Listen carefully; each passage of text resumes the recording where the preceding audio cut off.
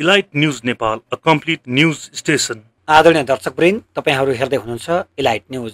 आज हामी समग्र खेलकुद क्षेत्रको विषयवस्तु समेटिएको एक विशेष अन्तर्वार्ता प्रस्तुत गर्दैछौँ, जस अन्तर्गत हामीसँग विशेष कुराकानीका लागि हुनुहुन्छ काठमाडौँ जिल्ला खेलकुद विकास समितिका अध्यक्ष भाइ कृष्ण बलामी। त प्रस्तुत छ उहाँसँग गरिएको विशेष कुराकानी। काठमाडौँ खेलकुद जिल्ला विकास समितिको अध्यक्ष भएर आउनुभयो होइन, कति समयदेखि तपाईँ कार्यकाल छ? सर्वप्रथम त म आज मेरो आफ्नो कार्यालयमा आएर तपाईँ लाइभ न्युजले जुन खालको खेलसँग सम्बन्धित कुराहरूलाई जिज्ञासाको रूपमा राख्ने जुन एउटा जमर्को गर्नुभयो, त्यसको लागि म तपाईँलाई धन्यवाद दिन चाहन्छु। वास्तवमा म आएको धेरै पनि भएको छैन। 2081 साल असार 20 गते मेरो चाहिँ परिवार ग्रहण भएको थियो। त्यो बेलादेखि म अनवरत रूपमा यो खेलसँग सम्बन्धित गतिविधिहरू गरिरहेको छु, त्यही अनुसार लागिरहेको छु। तपाईँ आफ्नो कार्यकाल, मेरो कार्यकालमा प्रवृत्तिमा मेरो अनुभव अथवा युवा पिँढीहरूले अथवा यो जुन काठमाडौँ खेलकुद जिल्ला विकास समितिलाई म यो योगदान दिनेछु भने तपाईँले के सोच बनाउनु भएको छ? स्वाभाविक रूपमा त्यो अत्यन्तै महत्त्वपूर्ण प्रश्न गर्नुभयो, त्यसको लागि धन्यवाद। किनभने मलाई लाग्छ खेलसँग सम्बन्धित व्यक्तित्वहरूले पनि कमसेकम आफ्नो बुझाइ होइन, खेलसँग सम्बन्धित व्यक्ति नै होइन, कमसेकम खेललाई बुझेको मान्छे चाहिँ अध्यक्ष भइदियो भने कमसेकम हामीलाई विभिन्न त्यो खालको चाहिँ झन्झटबाट विभिन्न चाहिँ समस्याबाट मुक्त गर्नुहुन्छ र त्यो अनुसारको हुन्छ भन्ने हिसाबमा नै आशा गरिरहेका हुन्छौँ। म पनि त्यही अनुसारको कमसेकम म यहाँ बसिरहँदा मेरो अरू कुनै छैन, कमसेकम यो खेल काठमाडौँको खेल जगतलाई अलिकति उचाइमा पुऱ्याएर यहाँका जति पनि खेलाडी साथीहरू छन् उहाँहरूको मन जितेर होइन, कमसेकम चाहिँ योजना बनाएर त्यही उहाँहरूलाई चाहिँ कमसेकम कुनै दिन यस्ता खेलकुदको अध्यक्ष पनि आउनु भएको थियो काठमाडौँ जिल्लामा, जसले चाहिँ एउटा समग्र खेलाडीहरूको चाहिँ मनोभावनालाई बुझेर अगाडि बढेर चाहिँ काम गरेको रहेछ भन्ने खालको त्यो खालको महसुस गराउने नै मेरो चाहिँ मुख्य उद्देश्य रहन्छ। जस्तो अब तपाईँ आइकन हुन त धेरै समय भएको छैन, तपाईँले अघि पनि भन्नुभयो, तपाईँ आइकन बुदागत रूपमा 1-2 दिन भन्दाखेरि के कस्ता गतिविधिहरू अगाडि बढाउनुहुँदैछ? वास्तवमा म आएको मलाई लाग्छ त्यही असारको 20 गते आएको थिएँ म। त्यो बेलादेखि मलाई लाग्छ काठमाडौँ जिल्लामा खेलकुद सङ्घहरू मैले दर्जनौँ बनाइसकेको छु। किनभने हिजोको दिनमा जुन राष्ट्रिय खेलकुद परिषदबाट जुन निर्देशित जुन कुराहरू थियो त्यो अहिले छैन। किनभने अहिले स्वाभाविक रूपमा सिङ्गो देश चाहिँ एउटा सङ्घीय एउटा ढाँचामा गइसकेको छ। त्यसले गर्दाखेरि त्यो नियम कानुन पनि अहिले हाम्रो चाहिँ बागमती प्रदेश खेलकुद परिषदकै हिसाबमा चाहिँ आएको छ। त्यसले गर्दाखेरि त्यही अनुसारको हिसाबमा मलाई लाग्छ दर्जनौँ खेलहरूको एउटा सङ्घ, काठमाडौँको सङ्घ पनि मैले गठन गरिरहेको छु, विभिन्न गतिविधि गरिरहेको छु। मलाई लाग्छ अब फेरि भर्खरै चाहिँ तपाईँको 10औँ राष्ट्रिय खेलकुदको कुराहरू आइरहेछ, त्यसको लागि पनि तयारी गर्दैछु। त्यो मात्र नभइकन अधिकांश काठमाडौँमा रहेका तपाईँलाई भनौँ मेरो चाहिँ अन्डरमा कमसेकम काठमाडौँ जिल्लाको 10वटा नगरपालिका महानगर सहितको हिसाबमा छ। त्यसको पनि काठमाडौँमा रहेका 135वटा वडाहरू मेरो चाहिँ पेरिफेरीमा छन्। ती सबैलाई मैले मिलाएर त्यो गरिरहेको छु र अहिले भर्खरै पनि मलाई लाग्छ अब केही समयपछि यो काठमाडौँ जिल्लाकै एउटा राष्ट्रपति रनिङ सिल पनि गर्नुपर्ने छ हामीले, त्यो पनि हामी गर्नको लागि चाहिँ विमर्श गरिरहेका छौँ। र त्यसको लगत्तै तपाईँलाई थाहा छ अब प्रदेशले पनि राष्ट्रपति रनिङ गर्छ, त्यसपछि सङ्घले गर्छ, त्यसपछि अब 10औँ राष्ट्रिय खेलकुद त मलाई लाग्छ घोषणा नै भइसकेको अवस्था छ। त्यो हिसाबमा चाहिँ हामी यो खेलसँग सम्बन्धित कुराहरू यसरी अगाडि बढिरहेछौँ। ऐन कानुनको कुरा गर्दाखेरि अलिकति अप्ठ्यारो कुराहरू चाहिँ के पाउनुहुन्छ तपाईँले? आफ्नो खेलकुद मन्त्रालयलाई तपाईँ के भन्न चाहनुहुन्छ? कस्तो किसिमको ऐन आउनुपर्छ अथवा के सुधार देख्नुहुन्छ? एकदम त्यो चाहिँ कस्तो हुन्छ भने खेल कसको लागि भन्ने कुरा हो कि स्वाभाविक रूपमा मैले अस्ति पनि भने राष्ट्रको लागि खेलकुद, स्वास्थ्यको लागि खेलकुद के यो दुईवटा मूल मन्त्र हो होइन। जुन कुराले चाहिँ सरकारले पनि के हेर्नु पऱ्यो भने खेलाडीलाई चाहिँ मेन टार्गेटमा बनाएर खेलाडीको एउटा हकित अधिकारलाई स्थापित गर्ने खालको नियम कानुन ल्याउनु पऱ्यो कि। अब जब यहाँ त मैले देखिरहेको छु सानो कुरा पनि अल्झिने, सानो कुरामा पनि नमिलिदिने होइन, कमसेकम मलाई लाग्छ खेलमा लागिरहेका साथीहरू, खेलकुद कर्मीहरू होइन, खेलाडी साथीहरू नै ह्यारेस हुने खालका त्यो खालको गतिविधि पनि मैले देखिरहेको छु। त्यसले गर्दा त्यो हुनु हुँदैन। किनभने एउटा खेलाडी यो देशमै बसेर म गर्छु केही खेलसँग सम्बन्धित कुराहरू गर्छु भनेर लागिरहँदा उसलाई त्यो खालको झन्झट दियो भने स्वाभाविक रूपमा त्यो बस्दैन। मलाई लाग्छ मलाई दुःख पनि लागिरहेको छ। म काठमाडौँ आइरहँदा कमसेकम काठमाडौँमा कति खेलाडी साथीहरू अब केही गर्नै सकिन्न, गर्न थाल्यो, विभिन्न भाँजो हुन्छ, विभिन्न समस्या दिन्छन्। त्यसले गर्दाखेरि यो देशमा बस्दै नबस्नु बरु विदेश लाग्नु भनेर अधिकांश युवाहरू विदेश प्लान भइरहेछ। यो मलाई लाग्छ मुलुककै एउटा अत्यन्तै चाहिँ खतरनाक चाहिँ एउटा समस्या हो भन्ने मलाई लाग्छ। त्यसले गर्दाखेरि मेरो एउटा मेन ध्येय के हो भने कमसेकम काठमाडौँमा म त देशको कुरा गर्दिनँ, म त एउटा काठमाडौँको अध्यक्ष भएको नाताले काठमाडौँमा जति पनि खेलाडी साथीहरू छन् ती साथीलाई म एकदमै चाहिँ सहज रूपमा होइन उसले ओहो ल कमसेकम हिजोको दिनमा यस्तो थियो, एउटा नयाँ अध्यक्ष भाइ कृष्ण बलामी जस्तो अध्यक्ष आउनुभयो, हामी एकदम खुसी छु भन्ने खालको परिस्थिति निर्माण गर्न म आएको।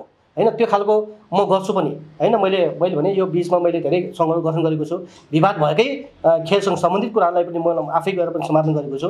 त्यसले गर्दाखेरि कुनै कुराहरू स्वाभाविक रूपमा मलाई थाहा नहुन सक्छ, ती थाहा नभएका कुराहरू मैले सबै साथीहरूसँग बुझेर जानेर त्यो गरेर मलाई लाग्छ काठमाडौँमा, किनभने यो केन्द्रीय राजधानी पनि हो, यो केन्द्रीय राजधानी हामी छौँ, त्यो बसिरहँदाखेरि यहाँका खेलाडीहरूले कुनै त्यस्तो खालका झमेला नपराइकन सही सलामत हिसाबमा चाहिँ आफ्नो खेलसँग सम्बन्धित कुराहरू सहज रूपमै धारणा गरोस् भन्ने मेरो उद्देश्य नै हो। जस्तो कतिको तपाईँ टाइअप भएको पाउनुभयो, एकअर्कामा परिपूरक जस्तो जिल्लाबाट प्रदेशबाट जुन खेलकुद गर्छ त्यसरी जान्छ, अनि मन्त्रालय यो चाहिँ एक आपसमा कतिको अहिले चाहिँ बन्डिङ भइरहेको छ कि अथवा काम गर्न केही अप्ठ्यारो भइरहेको छ? होइन, स्वाभाविक रूपमा मलाई लाग्छ अब हामी संहितामा गइसकेपछि स्वाभाविकमा अलिअलि समस्याहरू छ होइन।